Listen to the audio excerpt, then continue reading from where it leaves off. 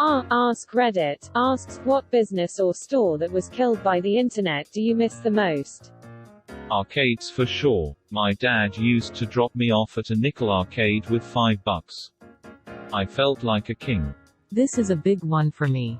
Arcades were how my dad and I bonded when I was really young. There was one in our mall growing up called Pocket Change, and we would always go race each other or shoot aliens together. I miss that place. If you live near a bigger city, they may have some arcade bars. San Diego has 3 I can think of, and I'm not counting Dave & Buster's or any mini golf places. One of them even has free game nights once or twice a month on slower nights of the week. 12-year-old me misses Toys R Us. My son will more than likely never experience the joy of being let loose in a giant toy store. As an adult, Toys R Us was still fun to walk around in. I've read that they're planning to relaunch Toys R Us in the States sometime this year or next. I hope that pans out. Edit. I am fully aware they exist outside of the States. The old Blockbuster in my town had a game console that somehow always had new and interesting games to show. Renting games before buying them. What a glorious time. Sure, there's demos and services, but going into a BB and being able to browse everything. Yeah, edit. Yeah, Redbox and libraries are viable options. But aging brings a little perspective. I don't really get into games as much anymore, and with my job, I miss really good hobby shops. I build plastic models, usually World War II aircraft. Those high-end hobby shops have all the closed down. Now all you can generally find are RC shops that have a shelf of a couple plastic models here and there. The only exception in the greater Portland area is Tammy's Hobbies, but I'm pretty sure their days are numbered for plastic models as well. I think that has to do with the clientele in the area. All the hobby stores in my area are either plastic models or trains. Or Gundam. If you ever make it to Tokyo, and still dig making plastic models, you will be in hog heaven here. There are many stores with stacks and stacks of kits. Tamiya, and all the other brands. Tanks, ships, cars, you name it. Sales pros in general. A guy selling you a fridge who has sold fridges for 10 years and knows all about them. Now I look for stars and try to discern real versus paid versus bot reviews. Yes. Or the guy in the hardware store that actually knows what tool does what and can help you find the best fasteners and stuff. I really miss Radio Shack. I used to always go in there with friends and look at all the remote control helicopters and the crazy TiVo devices and everything that I thought was so awesome. It's so weird how those things were so revolutionary, and now it's just like, oh yeah, you can get that at Walmart for $5. Edit. The consensus is everyone hates Best Buy. Used bookstores. They're now only one in a 5-city radius that is only open Tuesdays and Thursdays from 1 p.m. to 4 p.m. I use thrift books now. It's cheap and they have a lot of different books. But it's not the same as browsing through stacks looking for treasures. Edit. I've been informed that for the most part used bookstores are booming. I guess the suburbs outside Detroit are just cesspools. Sounds about right. Did any of you guys have that Discovery Nature store at your malls? It would have those Native American rain tubes that, when placed on its top or bottom, had the beads inside sound like it was raining. That, and had a bunch of cool, seen on TV, toys and books. It was great. Then one day it was just gone. Wish it was still around today, so that it would still be cool to learn. Edit. Holy fucking shit. First gold and silver. Thank you, kind strangers. Edit. Edit. Holy dooly in the pulley. What the fuck is this? Platinum? Exclamation mark. I didn't even know there was one. OMG, how can I ever thank you cool dudes for this? Question mark. Chain record stores, like Record Bar or Tower Records. Wolf Camera, where I spent many happy hours indulging my photo hobby in the 1990s. The one thing I actually don't miss, especially towards the end when they became let's sell all sorts of fandom paraphernalia stores. Oh, and I guess we got some CDs behind these Funko Pops. Horrible prices for anything that isn't a major release. Rarely any engaging staff. No way to special order things like imports and such. Always whenever I could supported the independent record stores. I really don't miss paying $17 for a CD in the 90s though. Borders. The one store in a mall nearby used to be a Walden's bookstore. Then a Borders. And then a BAM. Books a Million. Now it's an escape room. I worked at Borders near its end. It closed due to sheer mismanagement and incompetence.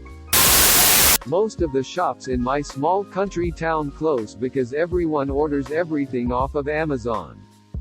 And now there's many abandoned buildings. Funny to see Amazon has replaced Walmart as the boogeyman that's killing mom and pop stores. Where does everyone work now?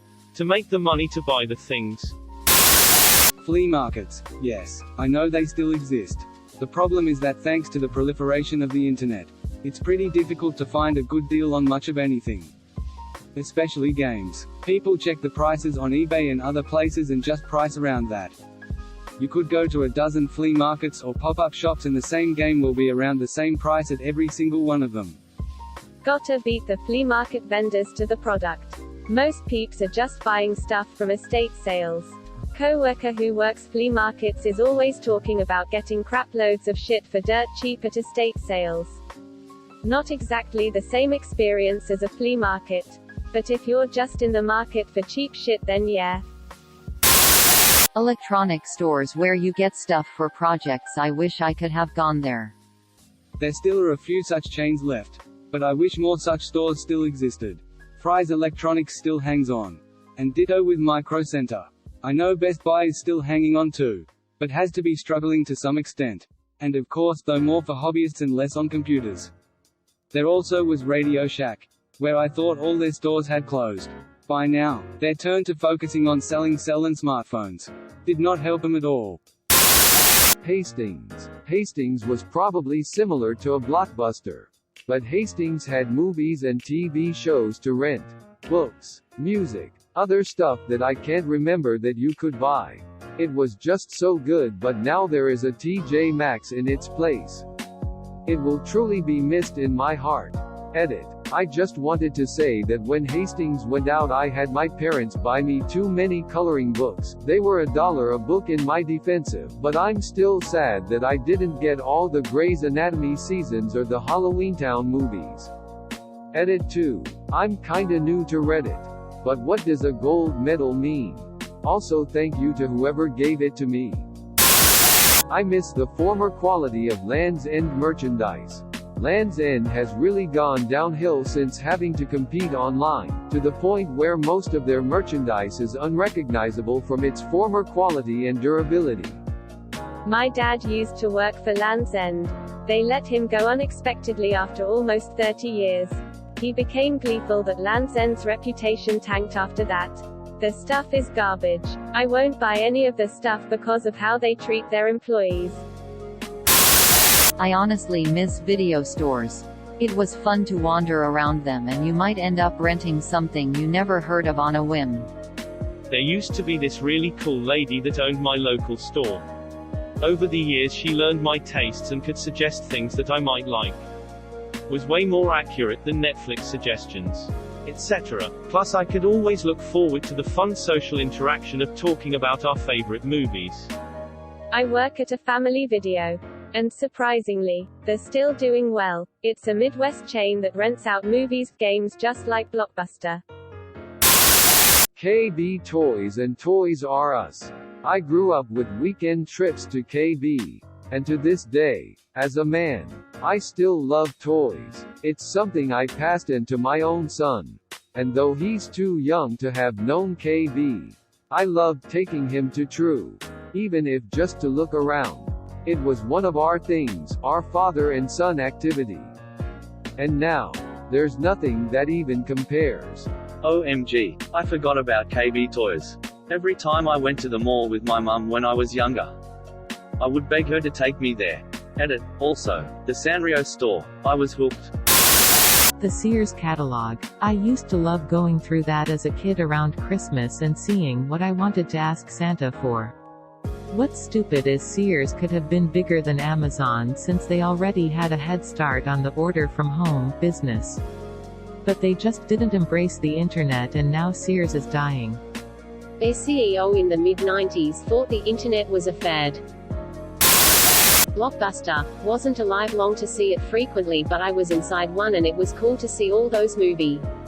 Yes. Convenience aside, Netflix is a poor substitute, rarely has the movie I want. My city still has a mum-and-pop rental store that they run as a non-profit. I could get half their stuff on whatever streaming service. But I still go to them for the nostalgia factor. I miss magazine stores, newsstands. Part of my routine for years on Fridays was a walk into the neighborhood newsstand on the way to work. I'd spend 15 minutes perusing the new stuff. I'd usually spend $20 to $30 on 5 to 6 magazines. Video game stuff. 14 times. Games magazine. Always the day's SF Chronicle. Whatever. Most of those places are long gone. I suppose I spend less money on that stuff. But I miss it. Move to France. They're everywhere. Bookstores too. I miss Walden Books, Borders and B. Dalton. I go to the mall a great deal less than I used to because bookstores were a primary attraction for me. I worked for Borders the last 4 years of their existence. They didn't embrace online sales. The first year I worked there they still had Amazon doing the online sales. Then we went through 3 CEOs in the 4 years. It was sad. The crappy little corner arcade. Not a fancy beercade or a Dave & Buster's. I'm talking an actual old guy with a half-smoked cigar, dingy as hell corner shop. Grimy exterior, no maintenance or effort put in. Dim lighting, and a whole bunch of aged arcade machines, never the newest release. Always minimum a year old. The city's finest snack bar. Offering Little Debbie snack cakes for 25 cents marked not for individual resale. And cans of store-brand soda sold warm out of the 12-pack. Luxurious duct tape covered bar stools, but he splurged on black duct tape. No silver here. Whoa-ho. No bill changer. Just a disgusting bucket full of quarters that the machines get emptied into. Into which he shoves his fist and grabs $5 worth to break the next customer's bill.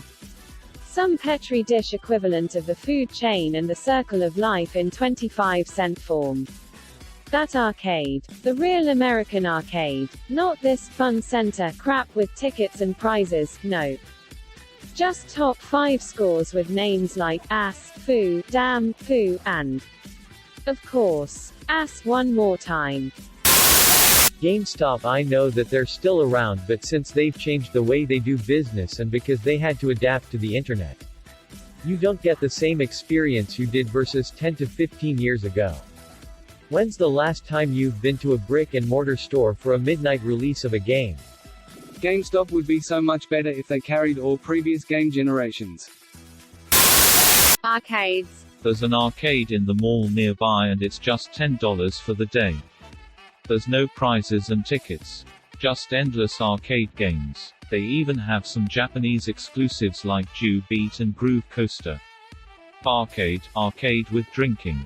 They're making a comeback. Dave & Buster's and all of their copycats. I miss the big, fat newspapers on Sundays with all the ads for local sales. Edit. It's not just that I miss the ritual of reading the Sunday paper for all of its contents. Good and bad. It's also that I miss how it was special. I grew up in the 1970s and 80s. Back then there was just less stuff everywhere. I remember the excitement of visiting a city where you could find unique style and products. Now, both online and in corporate stores everywhere you can get practically anything and everything in a matter of a quick trip or a click of a mouse. They don't exist anymore? DZ Discovery Zone Edit. Spelling, genuinely what I thought it was as a kid. Also editing to add clarification, it connects with places ruined by the internet because the deeper we got into computer games, internet activity, raised compliance. The lower success places like this have. Plus someone just stated DZ Discovery Zone was purchased by Blockbuster which went bankrupt because of the internet. 90s kids remember. Thank you for watching. Please like and subscribe to support the channel, and above all, have an excellent day you wonderful people.